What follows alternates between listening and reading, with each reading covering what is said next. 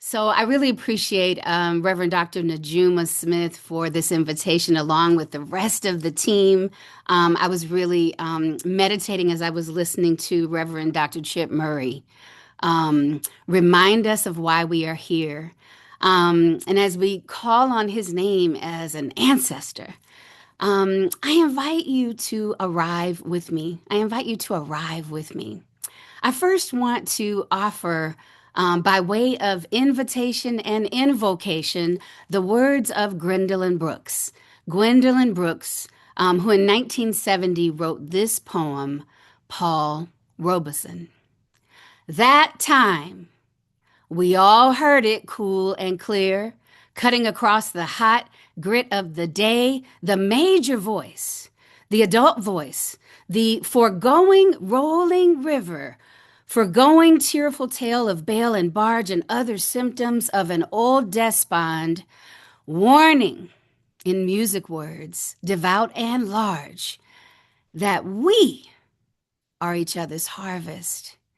We are each other's business. Yes, we are each other's magnitude and bond. Would you drop that in the chat for me to let me know you're with me? We are each other's magnitude and bond. See if you could write that in the chat so that I know that you are with me. I am entering, and I think it's so important to talk about how we enter. I am entering as my mama's daughter, as a child of Sunnyside, of pecans and fig trees and big red ants that bite, and gumbo filet and sweet potato pie. I'm a daughter of Sunnyside, where the indigenous nations on Turtle Island, the Coatican, the Karankawa, the Sana, the Ishak, the Ishok, the Toknawa, the Kogogs, and you'll hear in my colonial tongue a kind of insecurity because we do not live in right relationship when we erase the indigenous peoples of the world. That includes those who live here in what is so-called the United States, and among those on Turtle Island, and those indigenous peoples all over the world. And so I come by way of an indigenous people, Africans. In the words of Dr. Kwame Nkrumah, who was the first president of a liberated Ghana, I am not an African because I was born in Africa. I am an African because Africa was born in me. And so as I enter as my mama's daughter, my daddy's daughter, as a granddaughter and a sibling, a sister, an auntie, in Texas we say auntie, a mystic, and an everyday woman, just like you and I, an everyday person, like the people that we meet, both human and more than human. I am a practitioner and student of love, study, and struggle. What I will not refer to myself as is an expert, although I bring expertise, because I want to remain one who rigorously stays curious, who stays open to the many wisdoms that we hold collectively.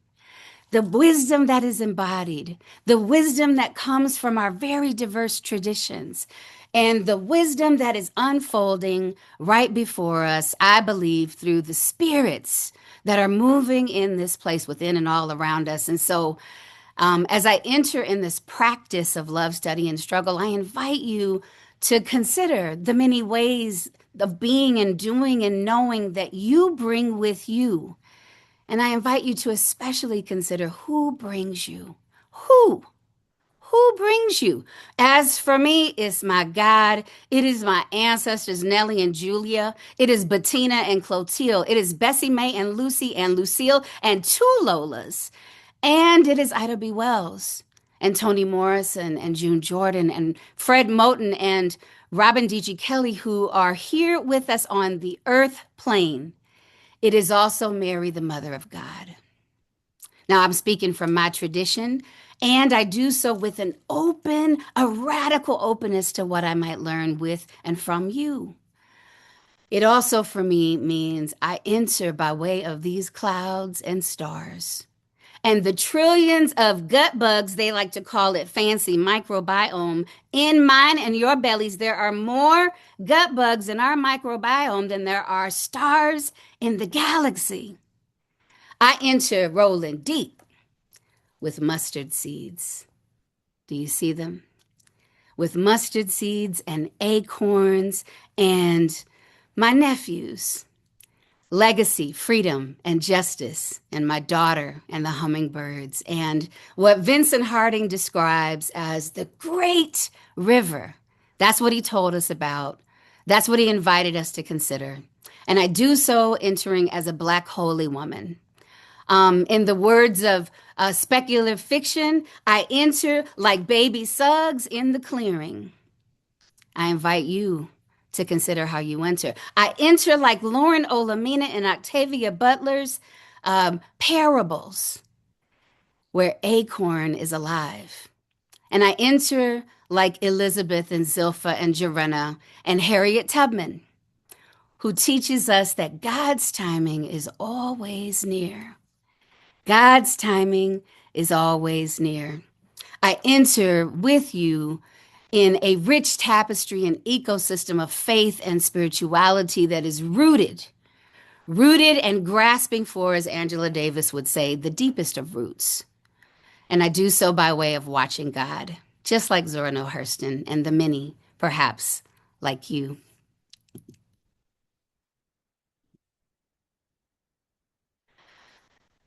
I invite you to consider with me, by way of invitation for the conversation that we are having today, to consider a principle or set of principles called emergence.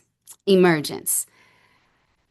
Adrienne Marie Brown, who has popularized what we call emergent strategy, begins with a set of principles that serve as invitations that might help to shape the kind of conversation that I hope we will have today. And so I just for a moment want to invite you to consider them.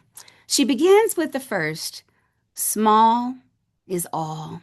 I'm holding an acorn in my hand. Small is all means that in the acorn, I get the whole oak tree. I get the whole forest. In the smallness, I get everything that there is. She pairs with the work of Octavia Butler and says that change is constant.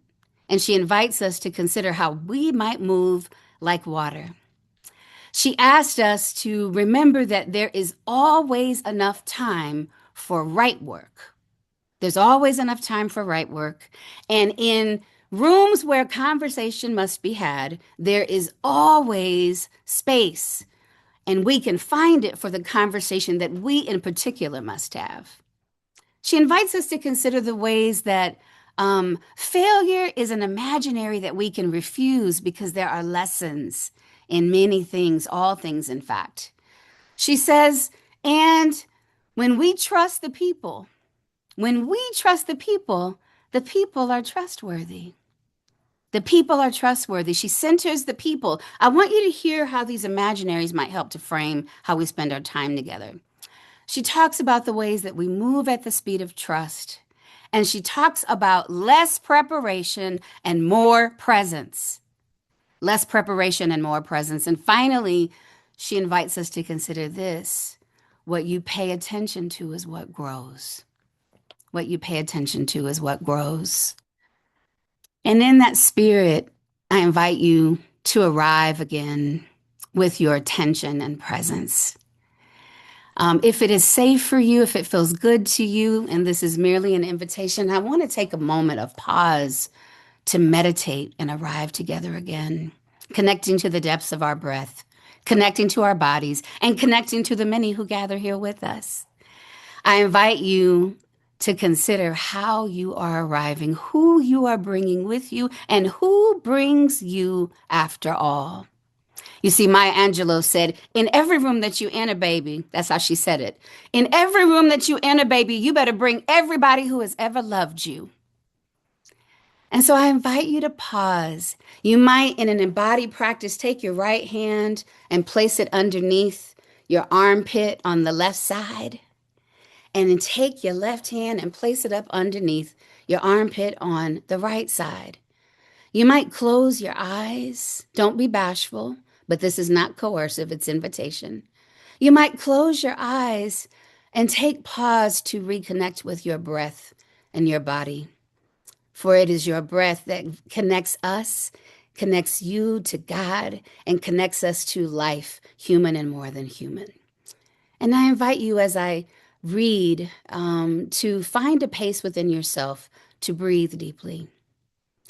You might breathe in 2, 3, 4, and hold 2, 3, 4, and release 2, 3, 4, and 5. That's one possibility for your breathing. Find what works for you. But I invite you to consider these words.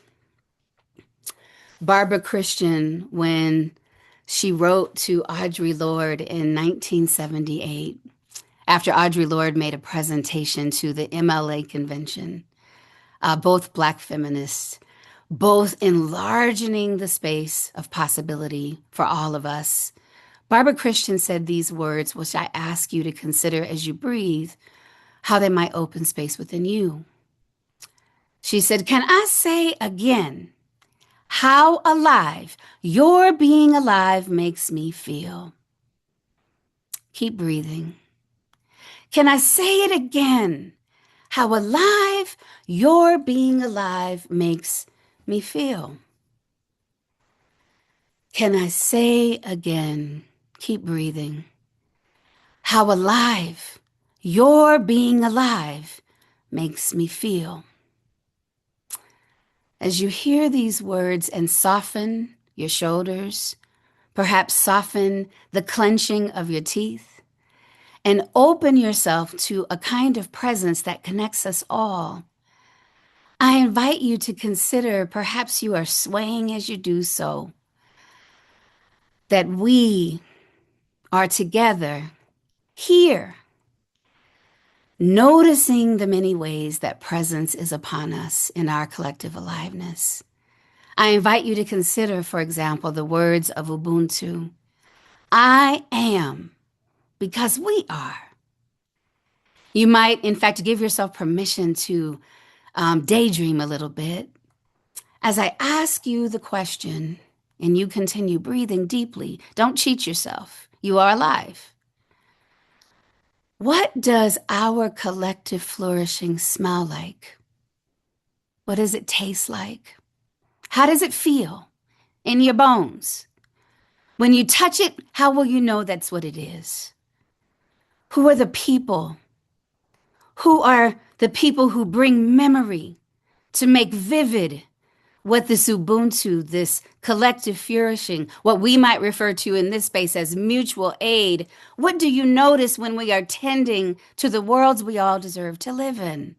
What arises within you? What feelings, what tastes, what presences help you to know that your aliveness is tethered together to the aliveness of all, an aliveness that is rooted in interdependence?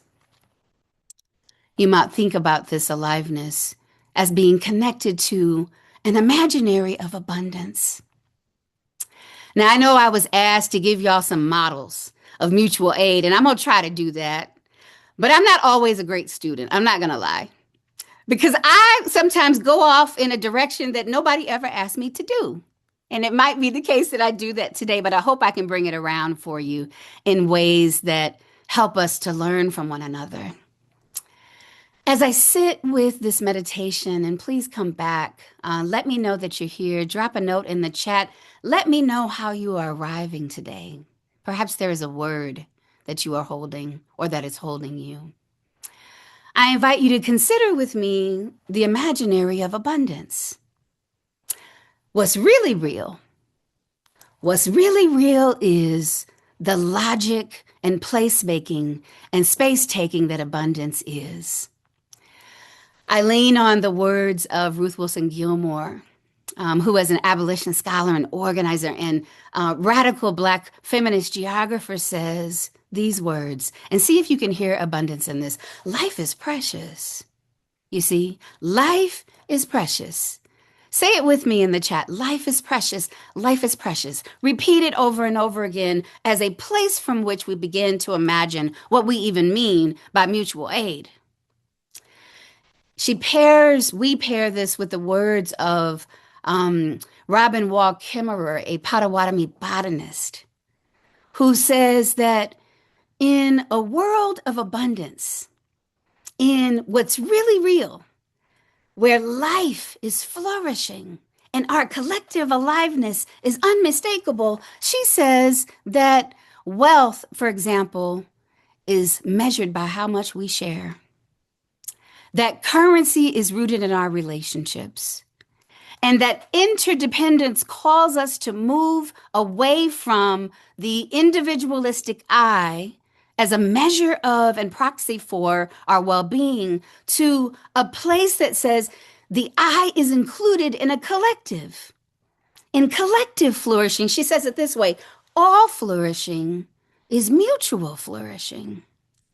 And in my own tradition as a Black radical Christian, and I recognize that we bring many of our spiritual sacred texts and sacred experiences and sacred ways of understanding our theologies and so forth. And so I'm going to invite you to be authentic in how you're showing up. But as for me, I hear the words of Jesus, the Jesus of Harriet Tubman, not white Jesus. Not the Jesus of the colonizer who grabs land and makes water something that is property. The Jesus that I know who is a friend of the people. Jesus says in these words, well, the thief comes only to steal and to kill and destroy. But I came that they may have life and have it abundantly.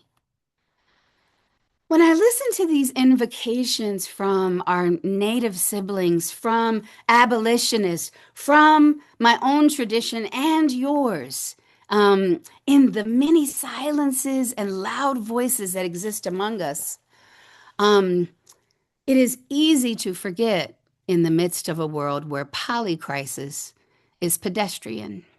Polycrisis is a term that Edgar Morin and Anne Bridget Kern have described as these multiple interacting and yet very distinct simultaneous global crises being so pervasive and persistent and unrelenting. Patricia Hill Collins, a Black feminist sociologist, says it this way, and see if you can pair this with the thinking around polycrisis. She says that there are domains that structure and organize our society, and they are interlocking interpersonally, hegemonically, in ways that discipline and punish, and that are in fact structural, that would violate the ways in which we consider abundance as a place from which to move. So I invite you to consider what we might learn from people who are closest to polycrisis, whose lives are disfigured by the everyday unrelenting matrices of domination that engineer catastrophe. When we bring a perspective, a disposition that recognizes that abundance already is, then we understand that the engineered catastrophes are in fact not accidental. They are rooted in many of the old patterns that we believe must pass away in the world. White supremacist pathology, racial capitalism, imperialism, settler colonialism, ableism, cis heteronormative patriarchy, xenophobia, climate crisis, anti-Blackness, anti-Muslim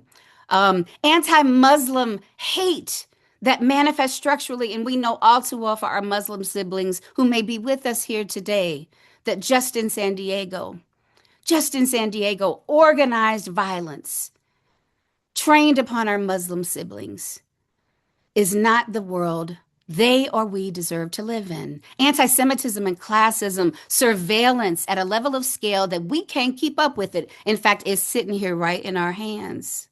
It's in the box on our computers, taking away our capacity to live as sovereign and free people who move in the spirit that God has granted to us. Tricia Hersey, who calls herself the Nat Bishop, says it this way. when thinking about these catastrophic conditions that are all too real in many of our lives and certainly in our world globally and locally. She says, well, listen, they want us unwell. They want us fearful. They want us exhausted. And they want us without any deep sense of love. Because you are so much easier to manipulate when you are distracted. And my goodness, the distractions are unending. They are individual and interpersonal, but they are a structure. They are structures of power, structures that engineer imaginaries of scarcity. I want you to just hear these words. I bring speculative fiction in as a spiritual leader because I think that is sometimes that we hear something in fiction that helps us to remember what is real right now. So I want to read for just a moment from the parable of the talents, Octavia Butler. Now, this one was written in 1998, so perhaps all of us can remember that time. Ooh, I was having fun in 1998, let me tell you. This is what Memories of Another World, Other Worlds, Taylor Franklin Bancole had to say in what was referred to as Earthseed, the Books of the Living, in the speculative fiction text that Octavia Butler left us. I have read, and see if you can hear what is happening not only in this story but in our lives. I have read that the period of upheaval that journalists have begun to refer to as the apocalypse, or more commonly known, bitterly known as the pox, well, it lasted from 2015 to 2030. Oh, perhaps a decade and a half of chaos. Well, that's untrue, I'm here to tell you. The pox has been much longer of a torment. It began well before 2015, perhaps even before the turn of the millennium, and it has not ended. I have also read that the pox was caused accidentally, that coincided with climatic and economic and sociological crisis. Well, it would be more honest if we said that the pox was caused by our own refusal, our collective refusal to deal with the obvious problems in those areas. We caused the problems, and then we sat and watched as they grew into crises. Well, I've heard people deny this, but I was born in 1970. I have seen enough to know that it is true. I have watched education become a privilege of the rich rather than a basic necessity for a civilized society to survive. I have watched as convenience and profit and inertia excused greater and more dangerous environmental degradation. And I've watched poverty and hunger and disease become inevitable for more and more people. Overall, the pox has had an effect of an installment plan. Yes, World War III. In fact, there were several of them, bloody shouting wars going on all around the earth during the pox. These were the stupid affairs, the waste of life and treasure. They were fought ostensibly to so-called defend against vicious foreign enemies. Yet all too often, they were actually fought because inadequate leaders, and I want this to come close. They don't have to be out there. I want to bring it right here. I'm bringing it to myself. Inadequate leaders did not know what else to do. Such leaders knew they could depend on fear and suspicion and hatred and need and greed to arouse patriotic support for war. And he ends in this way. Amid all of this, somehow, well, the United States suffered a major non-military defeat. It lost no important war, yet it did not survive the pox. It did not survive. Perhaps it simply lost sight of what it once intended, and then blundered aimlessly until it exhausted itself. I wanted to bring in this fiction because Octavia is known as a pattern master. She has helped us to detect the patterns of possibility and the patterns that make what Ruth Wilson Gilmore describes as organized abandonment and organized violence. Violence that extracts resources from vulnerable communities in the midst of polycrisis and subjects those very communities to, and this is how she describes racism, state-sanctioned extra-legal production and exploitation of group-differentiated vulnerability to premature death. Now, I want you to think about the many communities that you bring with you.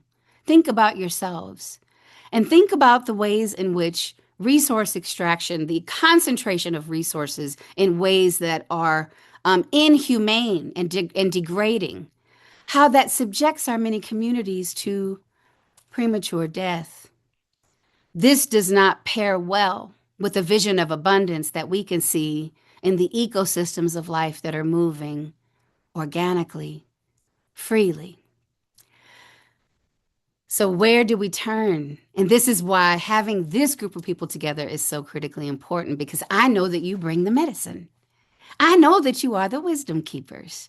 I know that you understand what Assata Shakur says, that our dreams and reality are in fact opposite. It is our action that synthesizes them. Our action that synthesizes them. And so this is a way into conversation that is not going to be exhaustive. It's not going to be summative. I'm not going to give you the how-to, and here's your 5-point checklist of mutual aid when I know you already understand what it is. You already know. I hope that what we can do together in just a moment is share what we might learn with one another about what we know is working, where we get stuck, what is threatening the work, and how we can grow the world we deserve to all live in. So I want to offer to you this, a couple of definitions of what I mean by mutual aid. Now, you may have a different perspective, and I hope that you will bring that in as a kind of tension to expand our conversation. But building on the research of the Barnard Center for the Research on Women, they describe mutual aid as a solidarity-based system,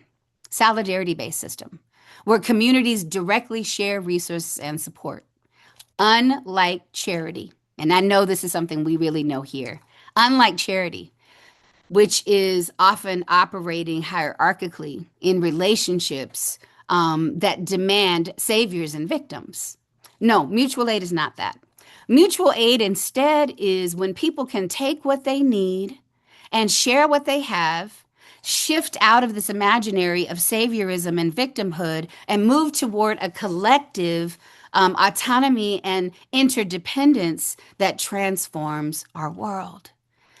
Dean Spade, who has written this beautiful book called The Mutual Aid, and I'm going to reference some books along the way and happy to send out some things that I love reading as a list later.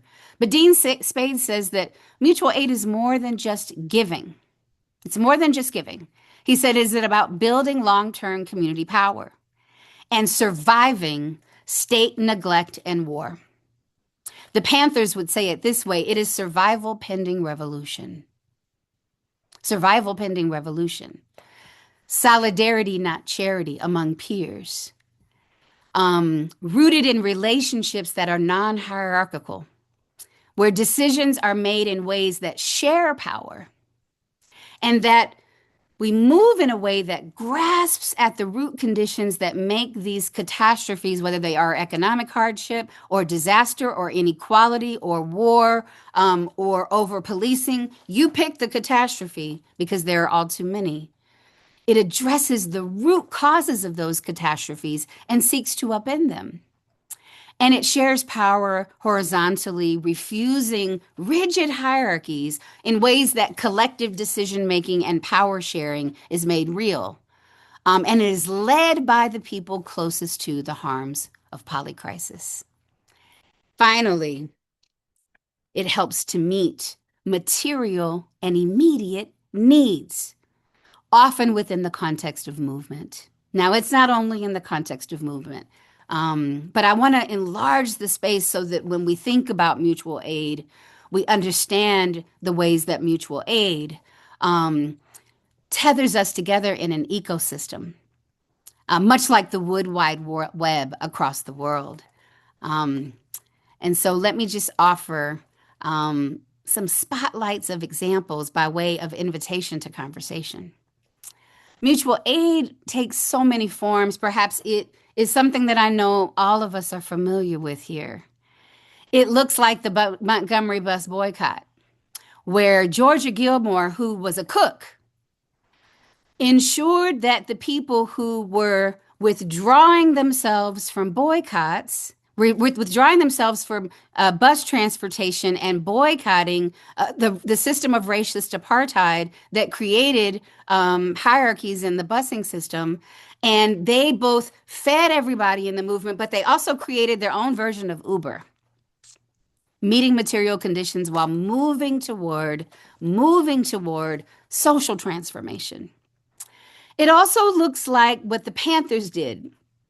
The Panthers are the reason why we've had many of the programs that actually care for, as a social network, our children. The Panthers served breakfast to children on a regular basis all over the country, while simultaneously bringing in families to refuse state violence, to take responsibility for our neighborhoods and communities, and to imagine another world while they were surviving catastrophe.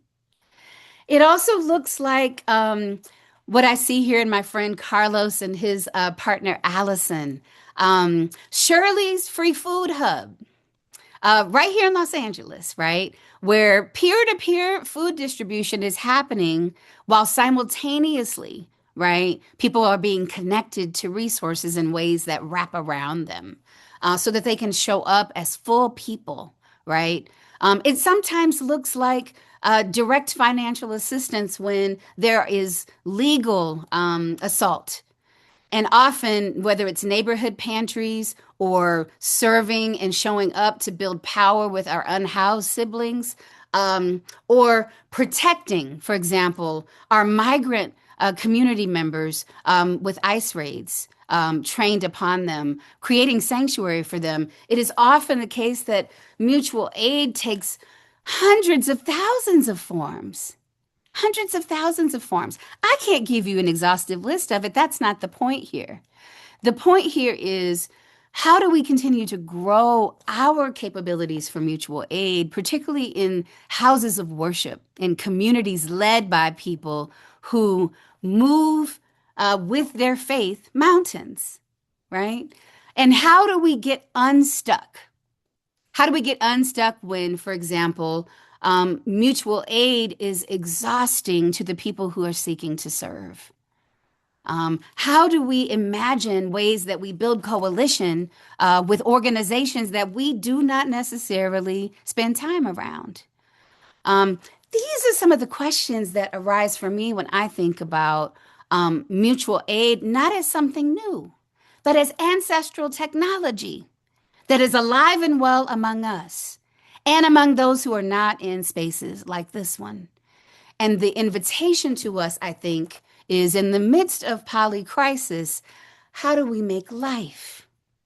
And how do we do so trained on a vision of abundance, not scarcity? And so I invite you to join with me in noticing how we are imagining mutual aid and dislodging ourselves from the ways in which we are conditioned to accept mutual aid under only certain conditions, and to think together as a community of practice about how mutual aid is not only something that can bring about economic power, but can ensure mutual flourishing for all of us, human and more than human. You can get the economic in that when you reach for the stars.